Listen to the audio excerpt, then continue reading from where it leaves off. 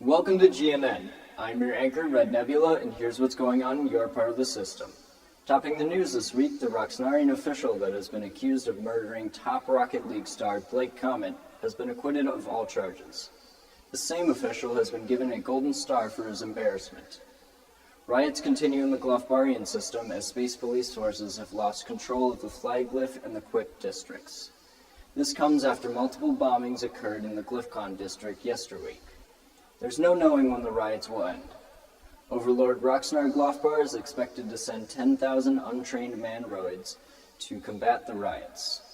More deaths are expected before the conflict ends. And now, with all your newsy news, sportsy sportscaster Ace McKinley has you covered. Take it away, Ace.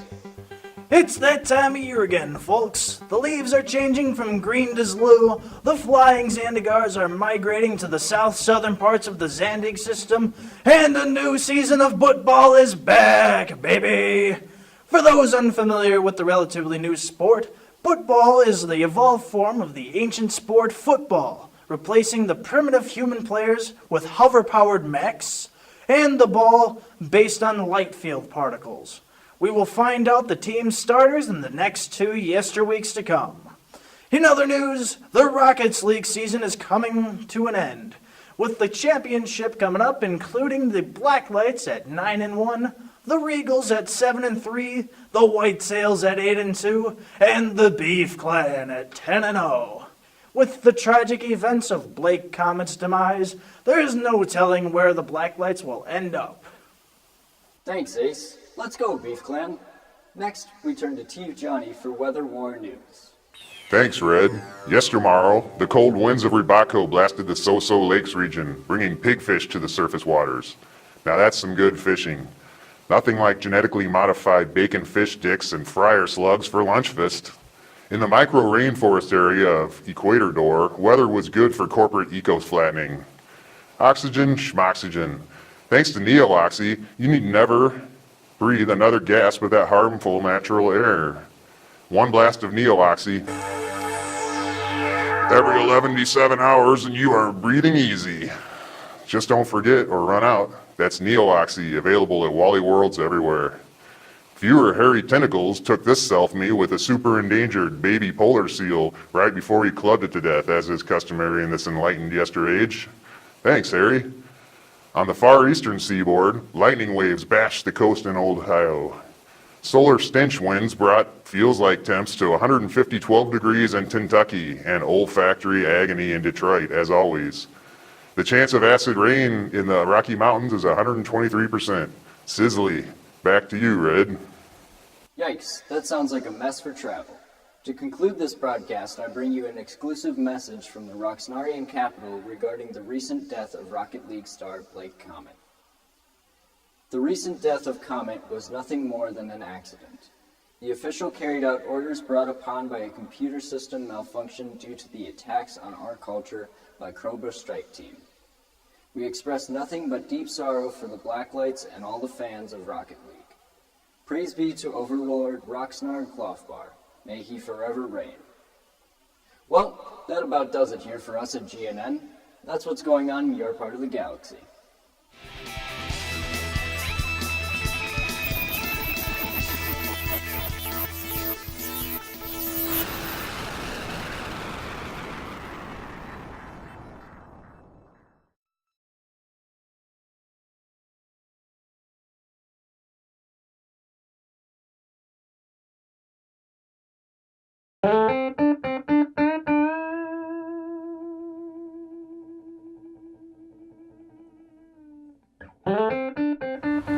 Hey everybody, I'm Chef Todd and welcome to Under the Apple Tree, where I build, grow, and of course cook my way towards a handmade life. Fall is here and that brings soup season. So today I'm going to show you how to make a beer cheese and broth soup that goes great on game day. So sit back, relax, and I hope you enjoy the episode.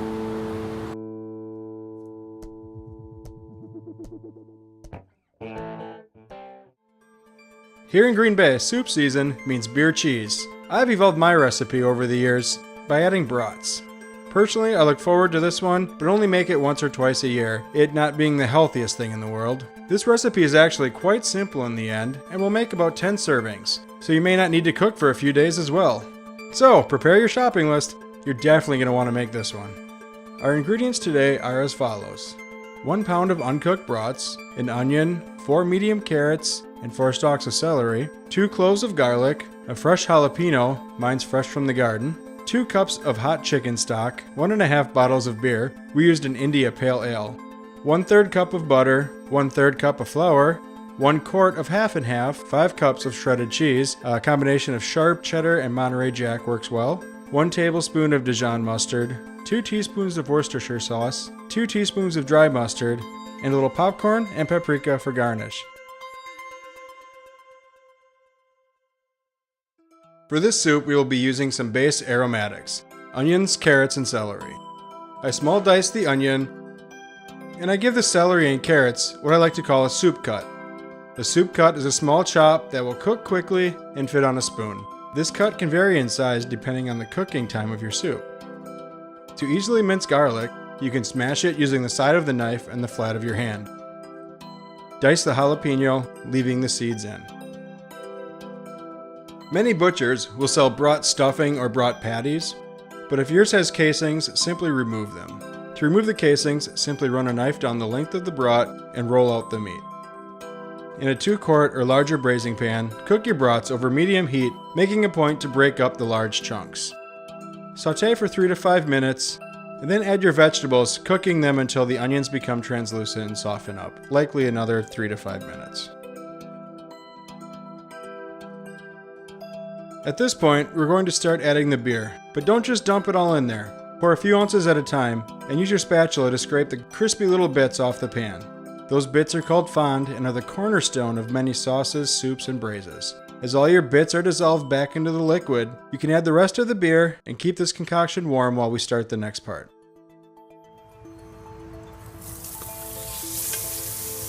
In a large soup or stock pot with a heavy bottom, start melting your butter over medium-high heat. When it is melted and bubbly, mix in your flour. This is called a roux, the base thickener for many cream soups and some wonderful southern dishes. We want to cook this for 5 to 7 minutes to kind of cook out that flour flavor. Slowly add the stock to your roux. Add only 1/2 cup at a time while stirring constantly, allowing the liquid to absorb into the flour while maintaining a constant temperature. After adding all the half and half, you should have a thick, almost velvety sauce. We have now added the mustards and Worcestershire. Mustards tend to balance cheese very well, adding a tart flavor. Slowly add the cheese while stirring. The cheese should melt fairly quickly. At this point, I like to use an immersion blender to give us the smooth texture we are looking for. Transfer the beer and brat mixture to our stock pot, season with salt and pepper.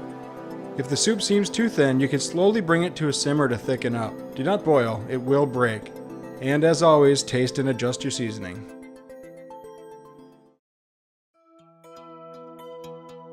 I always prefer corn popped in oil. Heat a saucepan over high heat for a couple of minutes. Add 1 tablespoon of oil and 1/3 cup of kernels. Shake the pan often to keep things moving. And try to keep the lid vented. If the steam is allowed to escape, you will have a fluffier finished product. As the corn begins to rapidly pop, shake the pan more often to prevent burning. When the popping slows to 2 or 3 kernels every couple of seconds, remove from the heat and transfer to a bowl. Enjoy your hot soup garnished with popcorn and a little paprika. Or if you want to be a true Scotty, finish it with a dash of kraut. Well, now you can make your own and satiate that craving. Remember to follow us on Twitter at Apple Tree Show, subscribe and comment on the Under the Apple Tree YouTube channel, and of course contact me for any of your catering needs. Thanks a lot for hanging out, and I'll see you next time under the apple tree.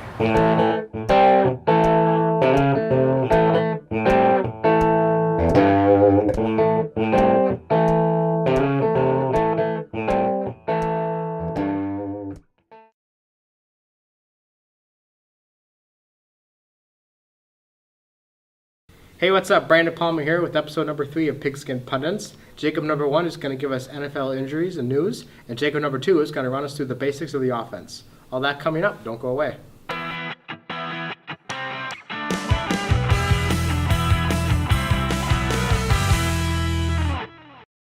And this is the NFL news with Jake Dodson.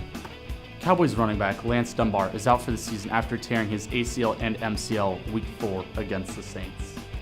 The Dolphins have fired head coach Joe Philbin Monday after losing to the Jets, putting their record to 1-3. Dan Campbell will take over the active head coaching duties.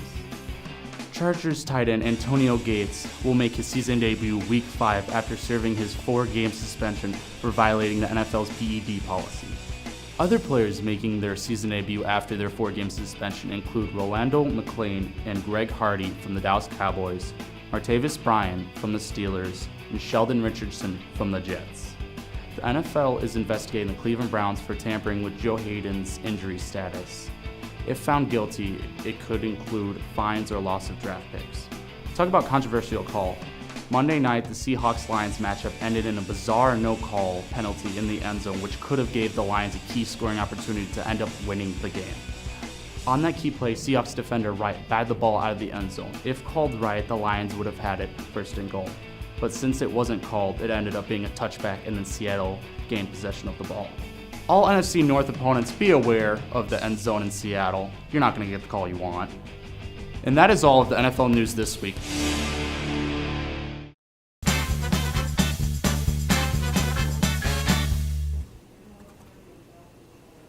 Jacob, can I ask you something? Sure, what's up?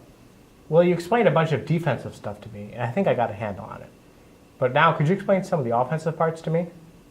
Yeah, okay. Let's go up front. We'll look at the positions first. Okay, this is your offensive line, right? You got your left tackle, left guard, center, right guard, right tackle.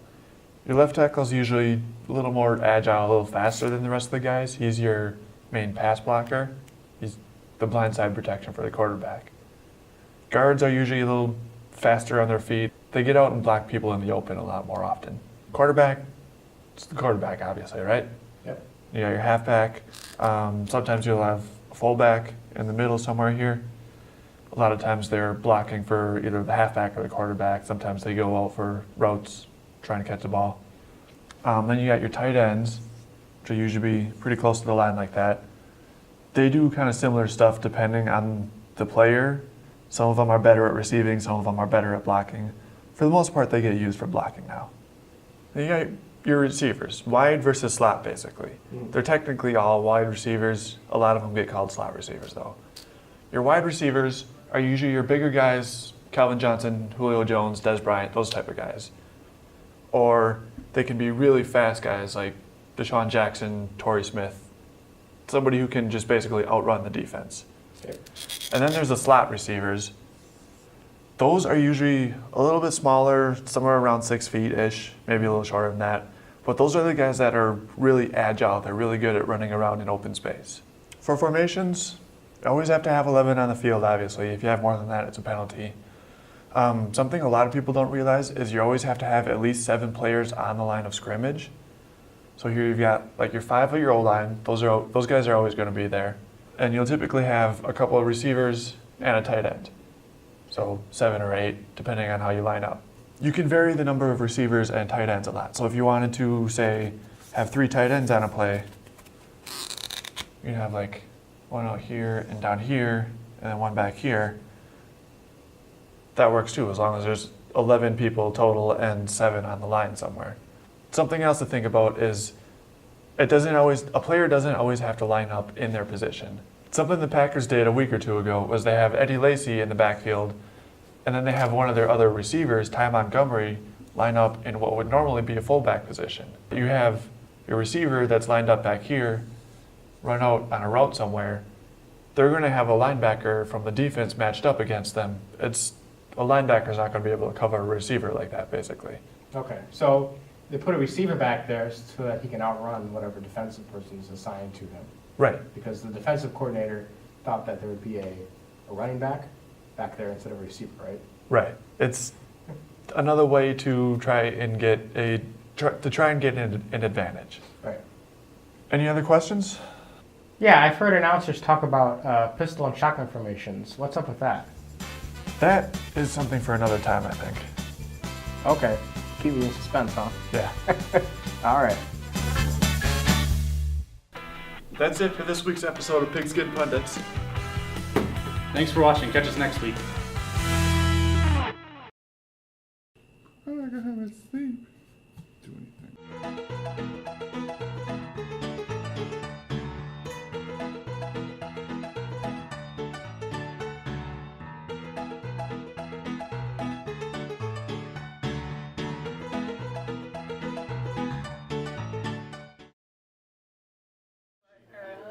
Yeah. Oh, I plan on being covered.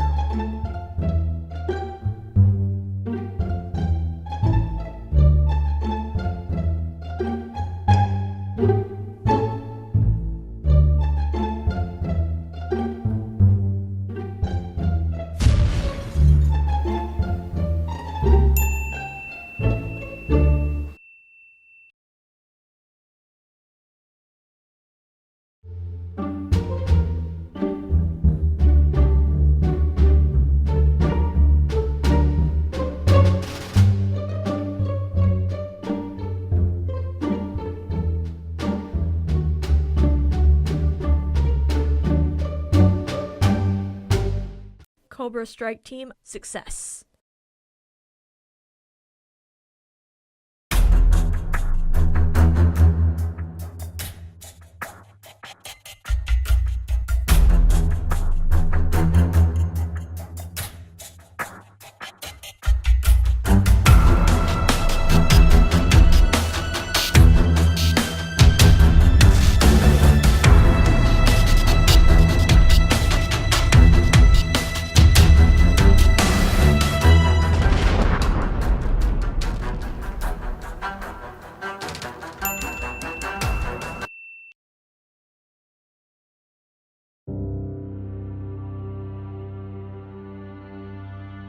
Sometimes you gotta be late to class to actually get to class on time.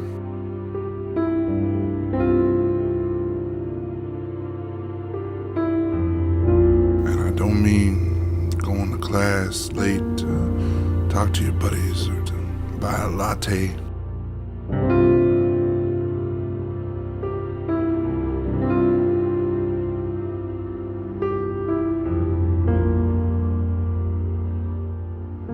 I mean, being late to see what's next in class, what you've done in class, how you did it, and what you're gonna do next.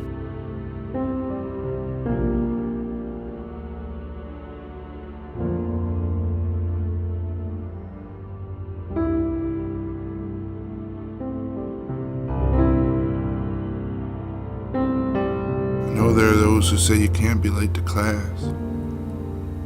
Yes, you can. You just have to be late to class at the right time.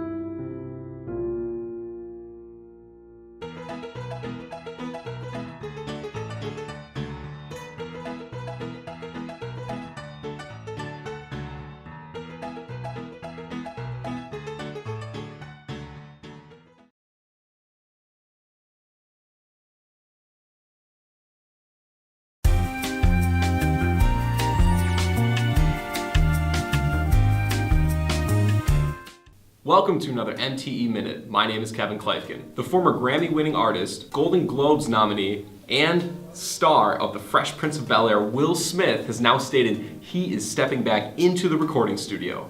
Smith, in an interview on Apple Beats One with DJ Zane Lowe, has said he has recorded over 30 new songs with, quote, 6 or 7 that I really, really like. This announcement in the interview with Beats One comes after a huge return for Smith dropping hot lyrical fire on a remix by Bamba Estero, a Colombian musical group.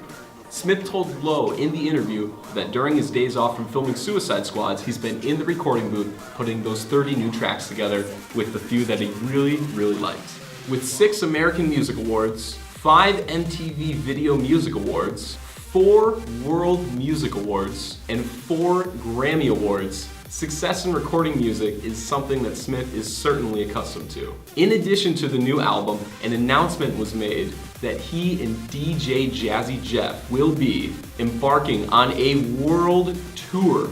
It's the first time these two have been paired up since Smith's Lost and Found 2005 album. This has been an MTE Minute. My name is Kevin Kleifkin. Make sure to follow me and the show on Twitter. Subscribe by clicking down below, and for anything TC Weekly related, head over to tcweekly.org. Thanks for watching, guys.